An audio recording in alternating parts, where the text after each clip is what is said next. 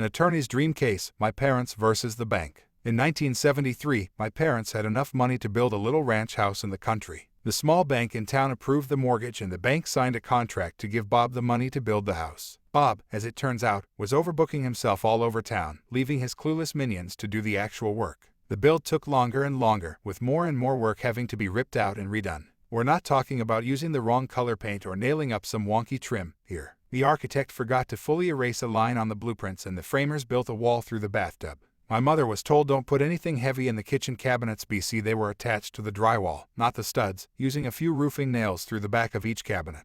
A garage door opening was framed into the living room instead of towards the driveway, and so on. When the bank's representative showed up for the final inspection, my parents met him in the front yard and refused to sign off on Bob's work. Then representative became angry as the bank had paid Bob a lot of money. He strode to the front door and pulled on the doorknob, whereupon the entire door, casing included, fell on him. It had simply been wedged into place. The bank called Bob, who finally showed up to supervise the work himself. The only problem was that Bob wasn't any better at building a house than his minions were. My parents still refused to sign off on the house. My mother was a som in a nasty rental with 2 tiny children while my dad was working 2 jobs while this was going on. Throughout the entire process, the bank and Bob treated them very poorly, bullying my mom and lying to my dad. What should have been an exciting time for my parents was ruined. My mom cried a lot. My dad got depressed. Finally, the bank threatened my parents with foreclosure and Bob threatened to sue my parents for breach of contract BC. The bank refused to pay him any more money. So my exhausted parents went to an attorney and gave him the rundown. Plumbing, electrical, tiling issues, the whole sorry mess. My parents were scared.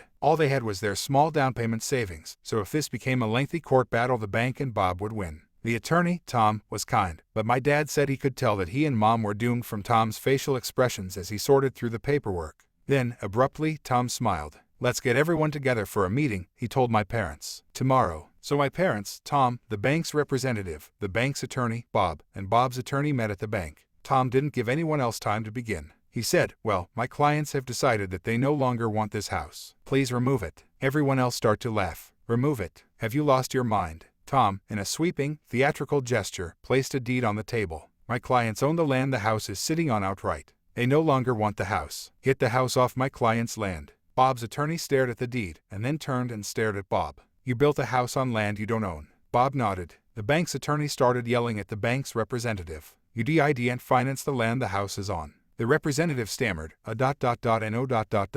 Tom said firmly, "As I said, gentlemen, you're trespassing on my client's land. I expect the house to be removed and the land returned to its original state, at once." My dad said he'll remember the blank looks everyone on the other side of the table passed to one another for his whole life. Sure, the bank could foreclose on a house that wouldn't exist by the end of the week, with no way to recoup the money. They didn't even own the land it was on. Bob was out the 50% he'd paid out of pocket, plus he was on the hook for tearing down the house and removing it. On top of that, the bank would undoubtedly want him to repay the initial 50% they'd given him. Could they have gone after my parents? Sure, a foreclosure would have meant bad credit for my parents moving forward. They might lose their down payment. But to sign off on the house in its condition at that time would have meant thousands and thousands of dollars in cash to repair everything from the roof to the basement before the house could be safely lived in. The bank knew my parents didn't have that kind of money. They're the ones who approved the mortgage. Suddenly, my parents were good people. It was all such a misunderstanding, and the bank and Bob couldn't do enough for them. The house was brought in line with the original blueprints and specifications immediately, at no extra cost to my parents. My parents signed the mortgage. Bob got the rest of his money. The bank's representative was fired.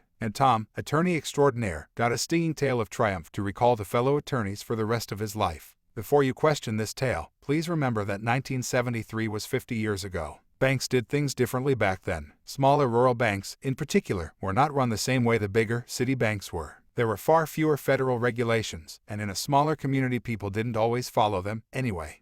Yes, they built a wall through the bathtub. No, I'm not making that up. I even left out how a plumber left his lunch bag on a partially built kitchen cabinet. But the cabinet maker didn't feel it was his job to move the bag, so he left it there and built the rest of the cabinet around it. I don't know where Bob found these people, but they were gems, every one of them. Divided by S.